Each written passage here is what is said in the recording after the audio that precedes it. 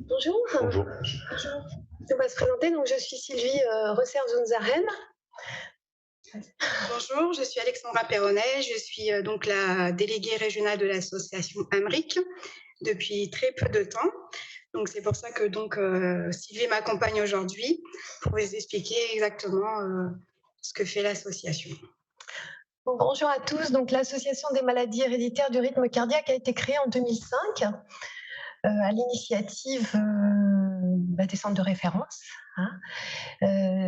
À l'origine, ça s'appelait Bien vivre avec le QT long. C'était uniquement destiné aux pathologies du syndrome du QT long. Et depuis quelques années, on regroupe tous les troubles du rythme cardiaque. Attendez, si je mettais mes lunettes, ça irait mieux. Pour avancer. Voilà. Merci. Donc, on regroupe plusieurs pathologies que vous connaissez. On en a parlé ce matin, le syndrome du QT long, le syndrome de Brugada, la TVC, tachycardie ventriculaire catécholergénique, si je ne me trompe pas, la DVDA, et puis aussi une maladie qui est plus rare, le syndrome du QT court. J'en ai peut-être oublié, mais au sein de notre association, on a ces patients-là.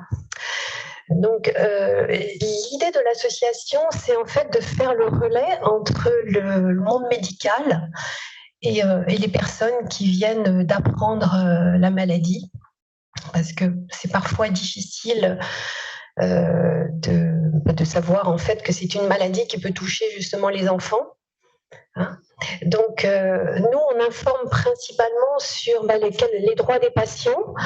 On organise aussi des événements de manière à ce que la vie des patients et des familles soit facilitée au quotidien. On vous en parlera peut-être un peu plus en détail plus tard, mais on organise des rencontres Cœur Sport Santé. On en a une à Nantes prochainement, le 21 mai, justement pour permettre aux patients de se regrouper autour d'activités sportives, de rencontrer des médecins hors du cadre hospitalier, des psychologues et de faire des ateliers sportifs.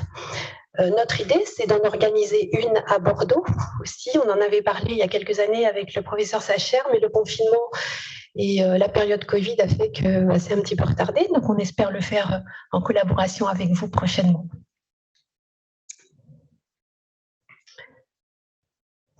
Excusez-moi. Donc, vivre avec une maladie cardiaque, c'est donc vraiment travailler sur la qualité de la vie. Donc, on peut avoir une vie normale au niveau du travail, de la famille, de l'école, du sport. Le tout, c'est de la prendre en charge et aussi d'informer les acteurs avec qui on travaille. Les assurances aussi, parce qu'on s'aperçoit qu'on a beaucoup de questions à l'association. Voilà, je voudrais faire un prêt immobilier, mais j'ai des soucis. Est-ce que je dois le déclarer ou non? C'est toujours un souci aussi au niveau des assurances, permis de conduire, etc. Donc, comme je vous le disais tout à l'heure, vivre avec une maladie cardiaque, c'est aussi bien vivre.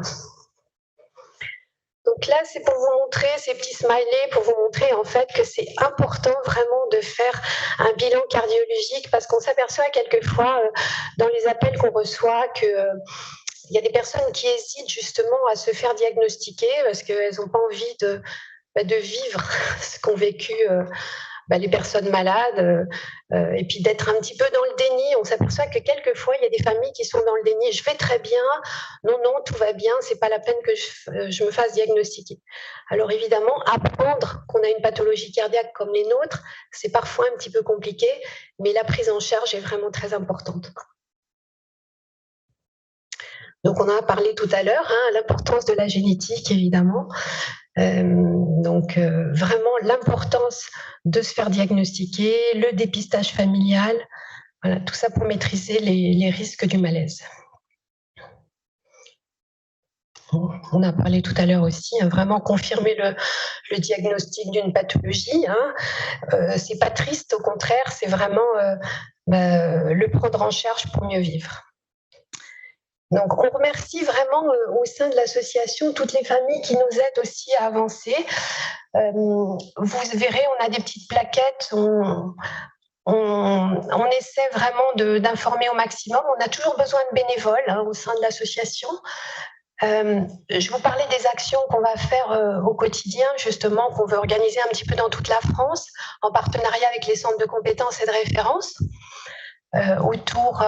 pour que les patients puissent se rencontrer entre eux, parce que c'est important aussi, une journée comme aujourd'hui, et autour d'autres activités, que les patients puissent parler entre eux et puis surtout vous rencontrer, personnel médical, en dehors du cercle hospitalier, c'est très important, je crois. Parce que quelquefois, il y a des questions qu'on n'ose pas poser dans le cabinet médical, qu'on va poser à l'extérieur.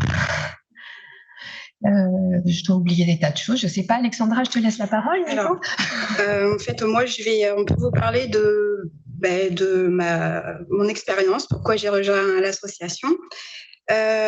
Donc mon parcours familial. J'ai mes enfants j'ai un enfant qui a eu une mort subite, mon mari qui est donc un porteur sain, et j'ai une petite fille qui elle est porteuse symptomatique, et 2 autres enfants qui sont aussi porteurs sains. Donc, on a décidé, c'est un petit projet familial, de rejoindre cette association suite à notre parcours de vie un peu compliqué.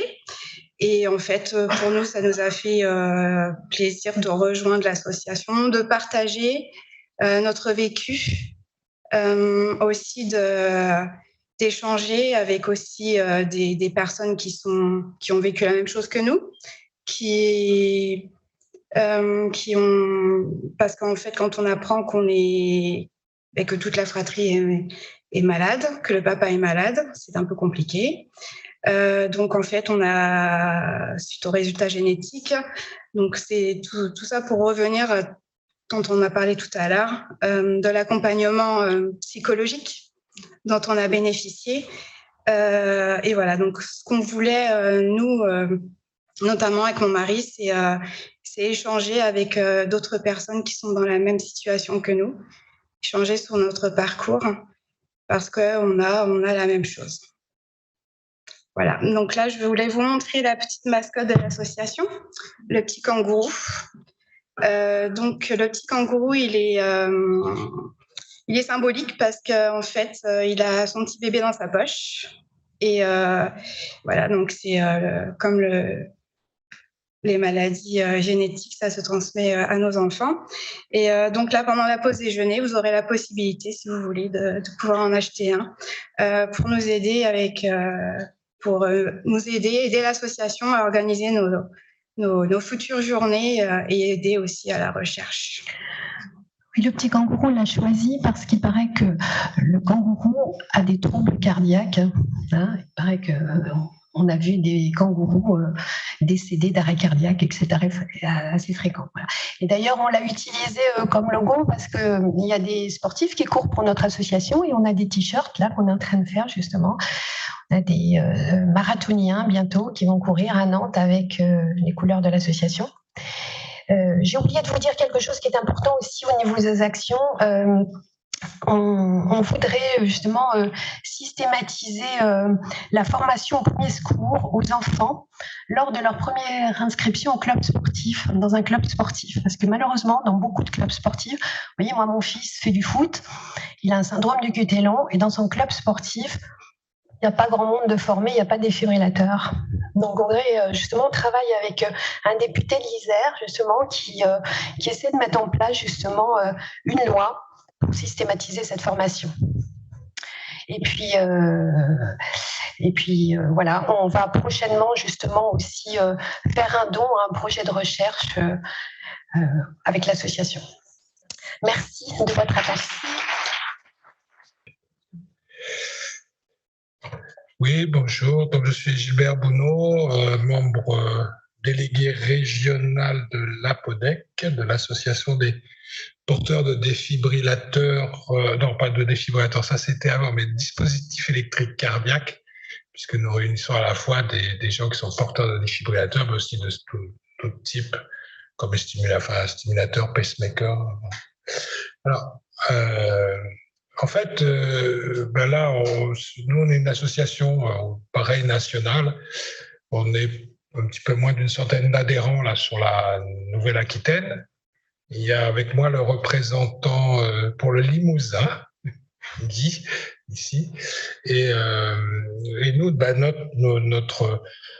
notre cœur d'action, c'est le dispositif médical dont on est assez souvent tous équipés, quelles que soient les pathologies dans les maladies rythmiques. Il se trouve qu'assez souvent, on peut être porteur d'un défibrillateur ou de stimulateur cardiaque, et les dispositifs médicaux de ce type-là ont leurs propres problèmes, on a des choses particulières à suivre, et donc c'est pour ça que nous, on était plutôt orientés sur le côté technologique. Mais on a évidemment les mêmes objectifs que vous pouvez voir. Je vous fais une représentation de notre plaquette. Vous retrouvez tout un tas de questions qui ont déjà été abordées par donc nos collègues et amis de l'Amérique et donc là-dessus. Alors moi, je voulais justement peut-être plus à ce moment-là voir un autre versant de ce que peut être une action dans une association de patients. C'est que là, on a vu tout le travail que l'on peut faire auprès des autres patients, de leur expliquer, de les aider à aller vers les services de soins, tout ça, la vie quotidienne, ça on l'a vu. Mais il y a aussi le fait que tous les adhérents d'associations peuvent aussi, d'une certaine manière, participer à la représentation des patients dans tous les domaines de la société, et en particulier auprès des établissements de santé, par exemple.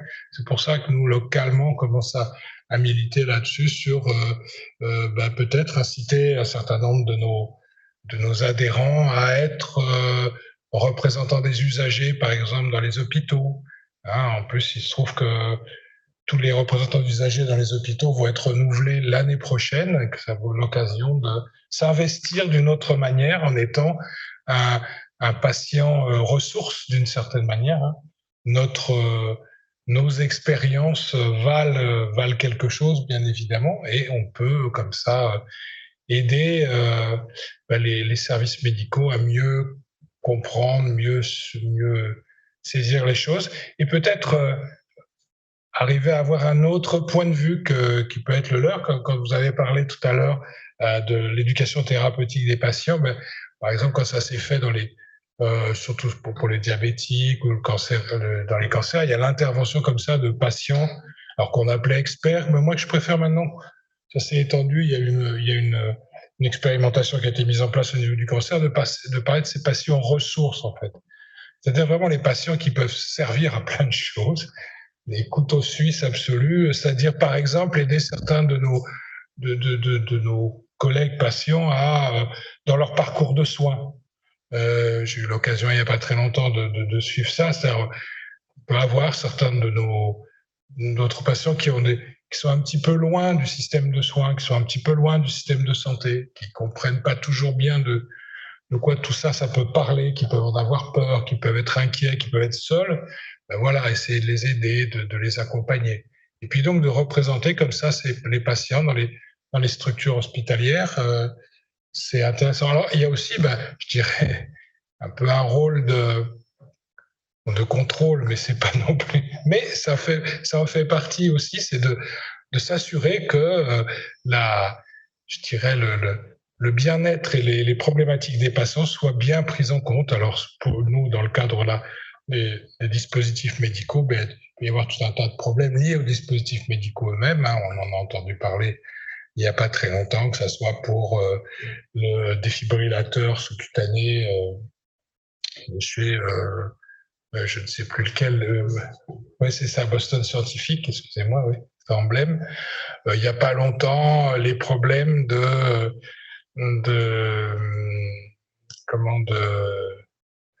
chez Philips, là, les appareils à pression positive là, pour les personnes qui souffrent d'apnée du sommeil, mais aussi sur le gel qui colle pas bien sur les défibrillateurs externes. Enfin bon, tout un tas de questions comme ça qui sont à suivre et pour lesquelles les patients peuvent être peuvent avoir un poids. Donc, au niveau, en tout cas de l'APODEC, on a essayé de développer ça. Localement, on a un de nos collègues qui va changer de région, mais qui est présent à la Maison des usagers, par exemple, au centre hospitalier de Périgueux. Maison des usagers. Tiens, ben, il n'y en a pas ici. Oh, ben bon, on va essayer de travailler à ce que des choses puissent se mettre en place.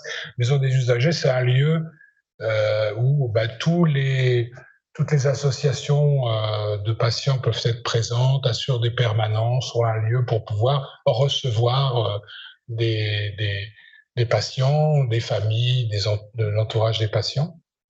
Donc, on va essayer de travailler là-dessus. Donc, moi, je suis particulièrement le développement de la maison des usagers et de la charte des usagers qui a été signée, qui a été mise en place il n'y a pas très longtemps, et donc voir comment ça se met en place pour pouvoir essayer de le faire ailleurs. Et je suis moi-même donc représentant des patients dans 2 comités scientifiques permanents de l'Agence nationale du médicament et de sécurité du médicament et des produits de santé, comme on dit, la NSM. Un comité scientifique sur les thérapies et risques cardiovasculaires, et un comité scientifique sur la matériovigilance, justement, donc qui nous intéresse là. Et donc, on a eu à se poser, à travailler sur les problèmes de rencontrer sur donc le défibrillateur, les problèmes rencontrés par Philips et à Philips, ils sont un peu à la rue en ce moment quand même. Et le fait de voir que c'est un peu compliqué, c'est de bien faire voir qu'il y a des fabricants qui ont un peu de mal avec la bonne information des patients et de leurs clients, on va dire d'une certaine manière. Les prestataires de santé aussi, les prestataires, ceux qui fournissent les matériels, ils ont parfois un petit peu de mal aussi à suivre tout ça correctement, mais on est là pour les aider, pour leur rappeler. On a eu aussi à suivre, par exemple, certains d'entre vous peuvent être concernés sur l'utilisation des produits sclérosants pour les scléroses veineuses, des choses comme ça. Donc voilà, c'est une activité intéressante. Et vraiment, j'aurais envie d'encourager tous les patients qui s'impliquent dans des associations de patients, mais de aussi s'impliquer, j'allais dire, pour la collectivité, pour tous ceux qui sont comme eux. Et parce que, comme l'a dit le professeur Sacher, on espère que les patients ont une voix un peu plus qui peut un peu marquer. C'est pas toujours évident, mais une chose dont je suis certain, c'est que si on le fait pas, bah, ça va être compliqué. Si on veut qu'il y ait des psychologues dans les services, si on veut qu'une offre de soutien psychologique soit mise en place, bah, il faut probablement que les patients insistent un petit peu lourdement. Les assurances, on en parlait, ben, si maintenant il y a des textes, des choses qui ont été prises, des lois qui existent, des dispositifs qui sont mis en place, ben, c'est évidemment parce que les patients ont un peu insisté. Des choses soit pour le permis de conduire, enfin, il y a tout un tas de sujets sur lesquels on peut probablement avoir un poids. Souvent, quand on parle avec les soignants, quand on leur parle de la prise en charge des patients, ils peuvent nous dire oui, mais vous comprenez, à l'hôpital, c'est compliqué, ça marche pas bien. Alors, pour nous, c'est souvent un motif qu'on veut pas franchement entendre, mais on est là pour vous aider. Si c'est pas un alibi, il faut au moins que ce soit une question que nous, on prenne en compte, qu'on prenne en compte en tant que patient, qu'on prenne en compte en tant que citoyen, tout simplement, hein, de faire en sorte que, en effet, si des fois les patients sont pas toujours, peut-être se sentent pas toujours bien dans un établissement de santé, bah, c'est aussi parce que des fois l'établissement de santé, bah, il fait comme il peut avec ce qu'il a, et le comme il peut avec ce qu'il a, bah, ça dépend de nous, hein, donc très clairement. Donc je crois qu'on doit pouvoir, quand on participe aux activités d'association, bah aussi avoir cette optique-là pour vraiment tous nous défendre, quelles que soient nos maladies, pour être entendus et bien compris de tout le monde. Voilà.